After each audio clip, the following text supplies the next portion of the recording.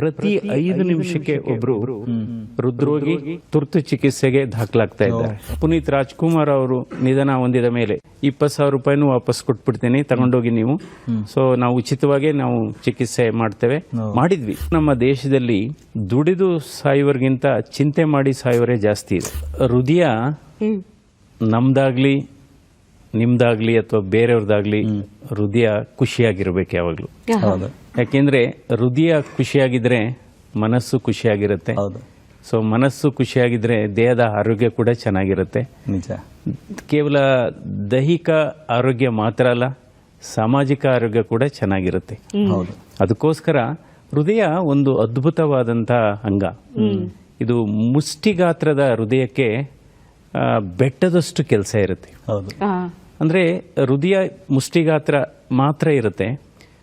ಪ್ರತಿ ಒಂದು ದಿನಕ್ಕೆ ಹೃದಯ